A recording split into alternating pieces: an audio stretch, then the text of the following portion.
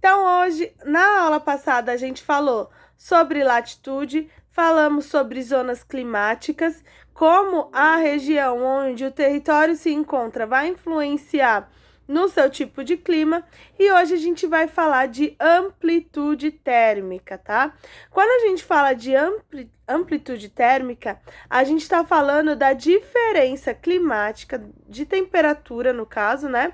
A diferença entre a temperatura do tempo de um período para o outro.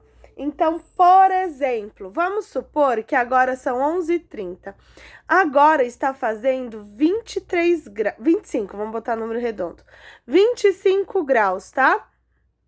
À tarde, às 18 horas, vai estar 15 graus. Isso quer dizer que a nossa amplitude térmica de 25, que estava agora às 11 até às 18, foi de, eu falei 15, né? Foi de 10 graus Celsius, tá? Então, a amplitude térmica é a diferença entre a maior e a menor temperatura de um determinado período, né? Entenderam isso? Sim? Então tá, vamos lá. Sim. Já falamos que a temperatura e vimos que os raios solares podem definir zonas climáticas do planeta. Essas zonas climáticas também poderiam ser chamadas de zonas térmicas. A palavra térmica diz respeito a calor ou a temperatura. Podemos afirmar que todos os lugares da Terra recebem calor. Mas será que o calor varia ao longo do dia, por exemplo? Sim, essa variação é chamada de amplitude. Então, aqui a gente vai grifar, tá? Até amplitude. Sempre que algo varia de uma posição a outra, dizemos que há uma amplitude. Por exemplo, você consegue falar baixo e em seguida falar muito alto. Isso significa que sua voz tem uma amplitude sonora, certo? Sim? Tranquilo? Fechado. Então, se o termo amplitude significa variação e a palavra térmica significa calor ou temperatura, concluímos que a palavra amplitude térmica se refere à variação de temperatura. A amplitude térmica é calculada pela diferença entre a maior temperatura, aqui a gente vai grifar, e a menor temperatura registrada. Certo? Até Ana aqui. De certo lugar, em determinado período, que pode ser de um dia, de um mês ou de um ano. Certo? Pode ser de uma hora também, seja qual for o nosso referencial. Podemos estabelecer uma relação entre amplitude térmica e latitude. Sabemos que a latitude aumenta conforme nos afastamos da linha do Equador. Ou seja, saímos do 0 grau da linha do Equador até 90 graus em um dos polos, norte ou sul. Assim, a latitude aumenta, enquanto a temperatura diminui, pois a Terra está inclinada e, por isso, há maior dificuldade de os raios solares atingirem as regiões polares. Isso daí eu já tinha falado para vocês também. Por isso, nas áreas próximas à linha do Equador, há uma boa isolação durante o ano inteiro. E esse fato faz com que ocorram pequenas variações, ou seja, menores amplitudes térmicas. Ao contrário, nas áreas de maior latitude, mais próximas ao Polo Norte e ao Polo Sul, há uma grande diferença de isolação ao longo do ano, fato que faz a temperatura variar muito. Então, a gente vai grifar esse quadrinho aqui. O que a gente pode dizer? Quanto maior a sua latitude, maior vai ser a amplitude térmica. Quanto menor a latitude, menor a amplitude térmica. Isso ficou bem claro? Sim? Então tá. Por que vocês acham, né, que no Nordeste, no Norte, vai ser tão quente, diferente aqui do Sudeste, que às vezes a gente vai ter um friozinho, né? De vez em quando, semana passada, foi semana passada que a gente tava no frio? lascado. Vai ter uma maior amplitude térmica, né? De tarde vai fazer mais calorzinho, mas à noite vai despencar as temperaturas e a gente vai ter uma alta amplitude térmica. Enquanto no Nordeste não varia, tá sempre no calor do agreste. Tem... Às vezes no Nordeste eles não tem nem chuveiro elétrico, porque é tão quente que não tem como esquentar a água, que é quente demais, não dá certo. Certo, amores? Então vamos lá. Perceba a tabela abaixo que quanto maior a latitude do lugar, maior é a variação de temperatura. Olha só na linha do Equador, a maior foi 32 e a menor 30, e ali a 40 graus ao sul, 22 graus a maior e 7 graus a menor. A amplitude térmica foi de 15%, de 15 graus Celsius. Vocês estão vendo, é muito simples. É uma conta de mais e uma conta de subtração, né?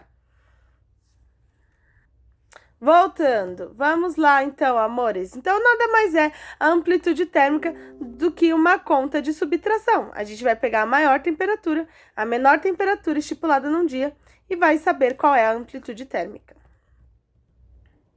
Agora, a altitude. A altitude, meus amores, ela vai precisar de um referencial, tá bom? A gente vai ter uma diferença de altura e altitude, certo? Por exemplo, a minha altura, ela é 1,61 e isso nunca vai mudar. Eu posso estar abaixo da colina, em cima da colina, minha altura sempre será a mesma de 1,61. Agora, a minha altitude, essa sim vai alterar. Por quê? A altitude, meus amores, nada mais é do que a nossa altura em relação ao nível do mar. Então, quando a gente está viajando lá para a serra, e aí a gente sente nossos ouvidos destapando ou tapando, né? Dependendo de onde você tá. Então, a gente vai ter essa diferença de pressão também, e a gente vai estar mudando a nossa altitude, ou seja, a nossa altura em relação ao nível do mar. Por exemplo, se eu estiver na praia, eu vou estar numa altitude baixa, né? Vai ser bem baixinha. Agora, se eu estiver no morro da colina do mar, a minha altitude estará maior. Por quê? Porque eu estou diferente do que do nível do mar. Tranquilo isso? Minha altura não muda, sempre 1,61.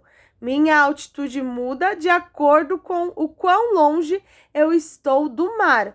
Então, por exemplo, se eu estou na praia, eu estou numa altitude bem baixa.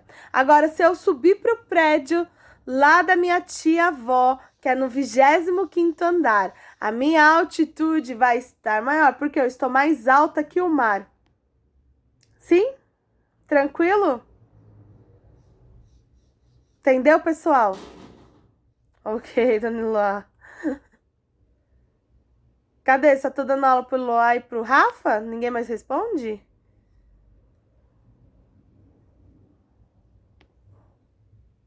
Sim. Sim.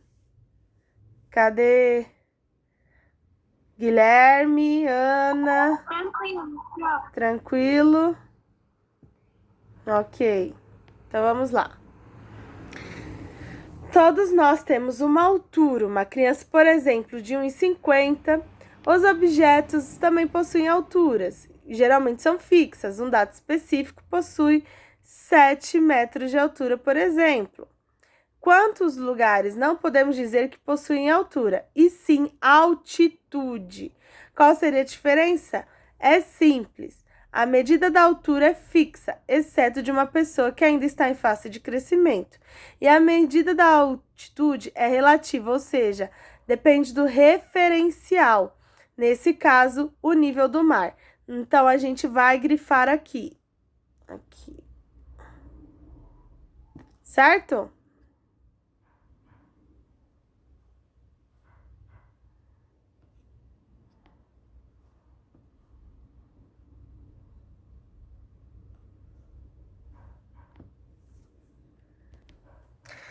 Por exemplo, se o ponto está localizado a 750 metros de altitude, a contagem dessa medida se inicia no nível do mar. Assim, Ao nível do mar, a altitude é mais baixa possível, ou seja, ela possui 0 metro. Quando nos afastamos do nível do mar, ocorre um aumento de altitude em metros e a diminuição de temperatura, pois o ar ficando mais rarefeito e, portanto, com menor capacidade de reter calor. Então, olha só, quando a gente está numa parte mais baixa, né, numa altitude baixa, vai acontecer o que, meus amores? Vai acontecer de ser um lugar mais quente. Agora, quando a gente está numa altitude muito grande, a temperatura vai tender a cair, porque o ar não vai ter a capacidade de reter esse calor, tá bom? Vai faltar ali substâncias para que ele retenha o calor. Então, essa parte aqui a gente também vai grifar. Então, a temperatura é mais alta nas altitudes mais baixas e mais baixa nas mais elevadas.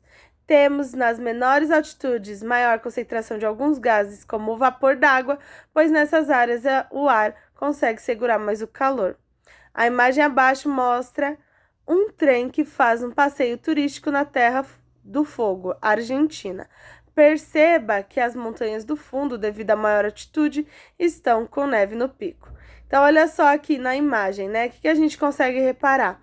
Aqui embaixo, na base da montanha, né? Não vai estar tão frio. Por quê?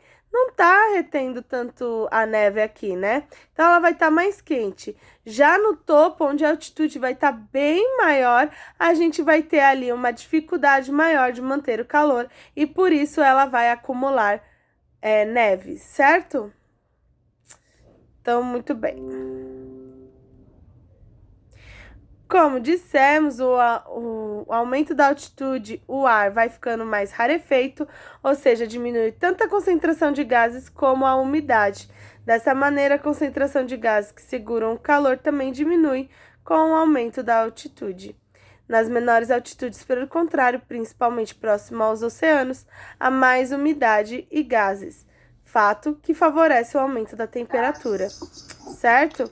Essa parte aqui vocês vão grifar, que vai estar falando isso, basicamente, só que mais sucinto, né? Então, quanto maior a altitude, menores serão as temperaturas. Quanto menor a altitude, maior vai ser as temperaturas, certo?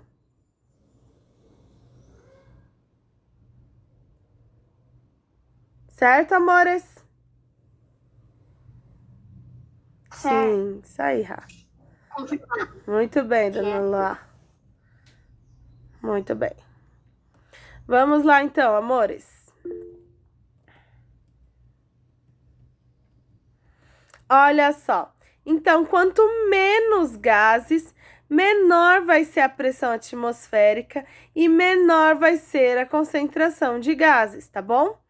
Então, quanto menor a nossa altitude, maior vai ser a nossa pressão atmosférica e maior vai ser a concentração de gases e por isso vai ter mais altas temperaturas nesse local. Tranquilex? Deu para entender bem esse esquema?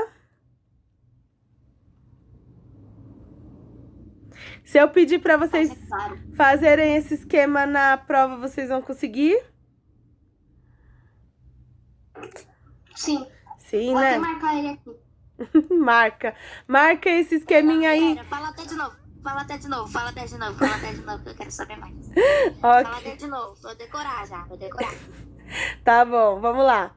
Quanto maior a altitude, né? Ou seja, a altura em relação ao nível do mar, menor vai ser a concentração de gases e a temperatura vai ficar mais baixa, porque não tem gases ali para reter o calor dela. E ela também vai ter uma pressão atmosférica menor.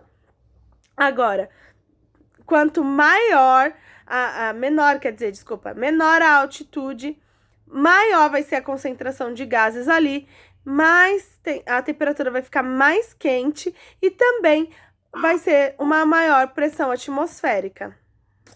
Sim? Agora eu decorei. Ok. Outro fato importante é que as altitudes elevadas ocorre grande diferença na amplitude térmica, ou seja, quanto maior for a minha altitude, maior vai ser a minha amplitude térmica, muito importante. Nas áreas de maior altitude, os raios solares aquecem o ar e a superfície, mas do calor que está presente. Somente uma parte fica retida, pois o ar é rarefeito. Então, durante a noite e a madrugada, a temperatura cai muito, e quando acumulamos a diferença entre a temperatura do dia e da noite, observamos que a diferença é muito grande. Então, olha só, gente, deixa eu explicar isso para vocês. No topo da montanha, o que vai acontecer? O ar vai ser mais rarefeito. Então, como o ar vai ser mais rarefeito, é como se a gente tivesse assim, amores. Não tem quando a gente cozinha alguma coisa, pega uma tampa e fecha a tampa? Sim? Os gases na atmosfera vai ser como se fosse a tampa da panela. Então, se a gente deixar a panela tampada, ela vai ficar a comida vai ficar mais quente por mais tempo, não é isso? Sim ou não? Então, acontece a mesma coisa, tá? Agora, se eu tiro a tampa da panela, a comida não vai ficar gelada mais rápido?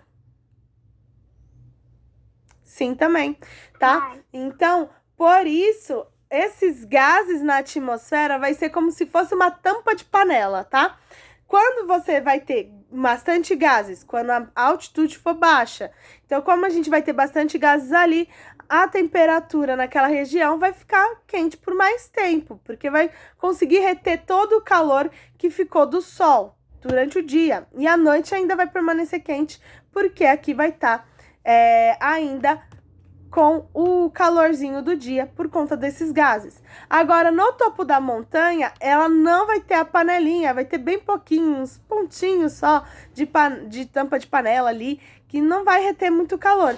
Por isso, à noite, a gente vai ter temperaturas muito elevadas. Apesar de receber bastante calor durante o dia, ela não consegue reter esse calor junto dela.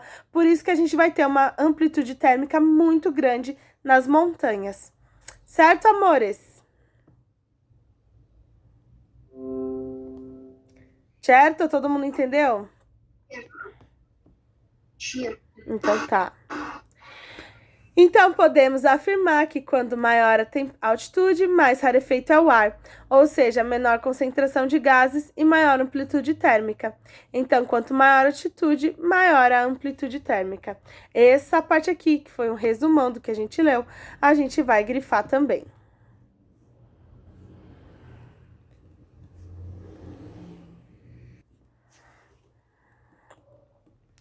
Certo, amores?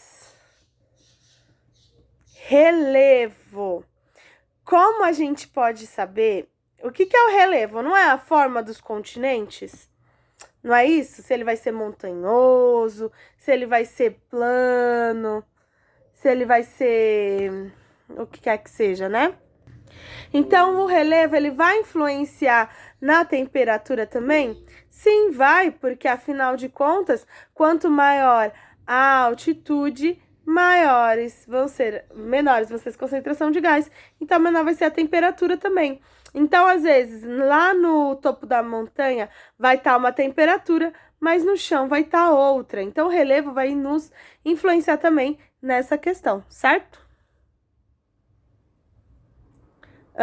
Sabemos que o relevo diz respeito às formas que a superfície terrestre assume, ou seja, pode ser plana, mais inclinada e etc. Mas qual é a relação do relevo com o clima? De certa forma, já respondemos essa pergunta quando falamos de altitude, pois comparando o pico da montanha com o nível do mar, já estamos falando que o relevo e sua implicação no clima. Mas há outra relação entre relevo e dinâmica climática, além da amplitude da altitude propriamente dita. É que o relevo pode servir como barreira à passagem de massa de ar das nuvens e do vento. Vocês lembram quando a gente estava falando sobre os tipos de chuva e que tinha uma chuva que parava na montanha? Vocês lembram que eu falei disso? Sim, né?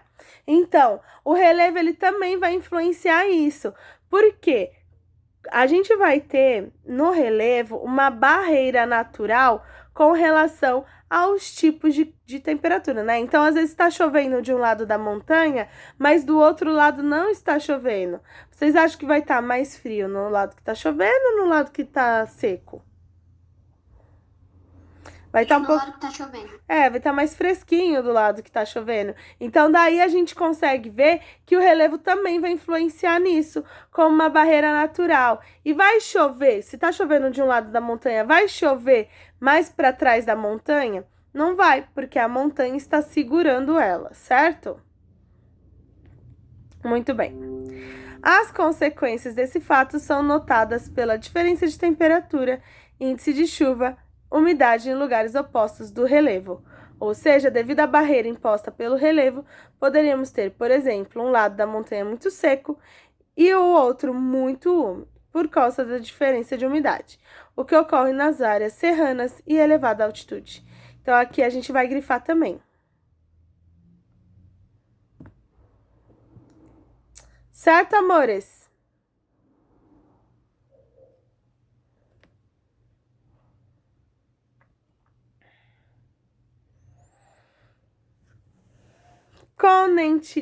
Continentalidade e maritimidade. Vamos lá.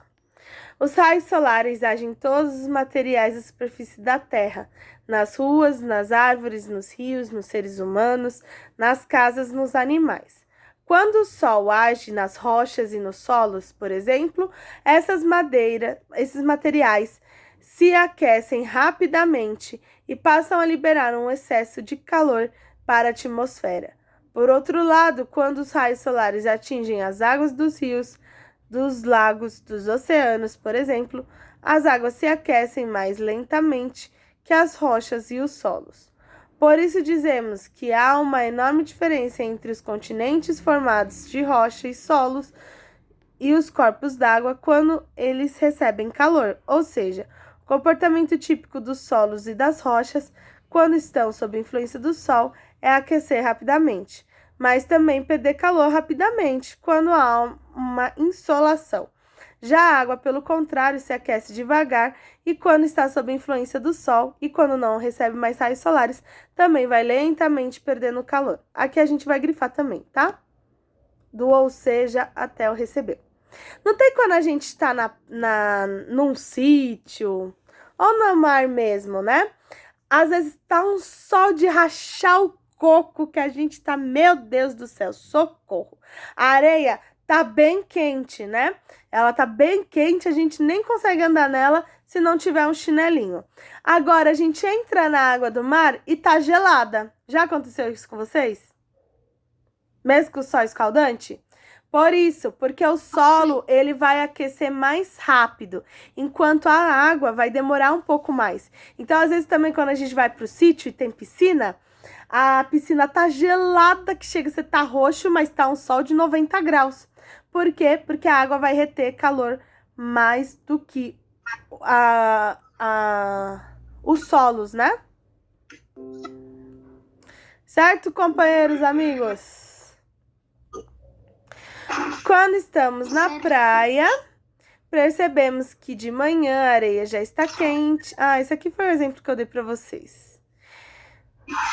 Esse processo ocorre justamente porque a água aquece lentamente e perde o calor também lentamente, enquanto as rochas e os solos aquecem rapidamente. Portanto, semelhante ao comportamento da areia na praia, os lugares que possuem vasta extensão continental, ou seja, os locais continentais sofrem grandes variações de temperatura, enquanto o outro não sofre tanto, certo, amores? Aqui a gente vai grifar também. Opa, esse quadrinho rosa, tá?